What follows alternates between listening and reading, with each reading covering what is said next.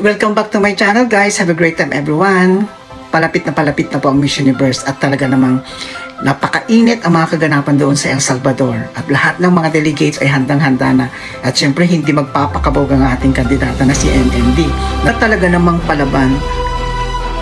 Parang pag tinitingnan mo siya ng matagal, parang there is something different about her na it makes her different among the other candidates. Ibang-iba ang beauty niya talaga. I swear, napakaganda niya. Talagang hindi siya patatalo.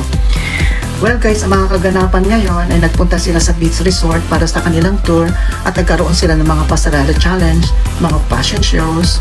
Saka since nung departure nila hanggang ngayon day 4, makikita nyo naman kung sino yung lutang. It's time for you guys to pick your own top 5 and I'm gonna pick my own top 5 too. Tara! Panoorin natin mga kaganapan doon tapos dipili tayo ng kanya-kanya tayong entry for top 5.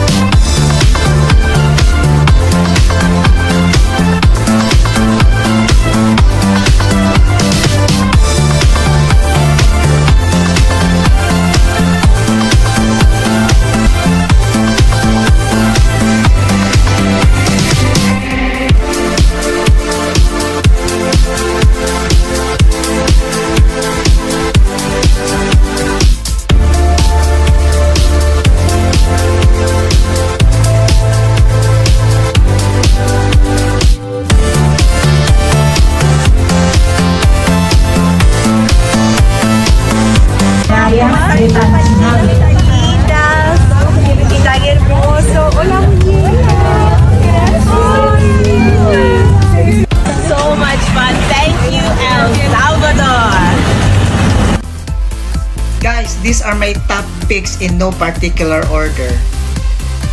Miss USA, Miss Thailand, Miss Nicaragua, of course, Miss Philippines, Puerto Rico. Yan ang aking top 5. Sana ganun din kayo. Okay, bye for now. Thank you for watching.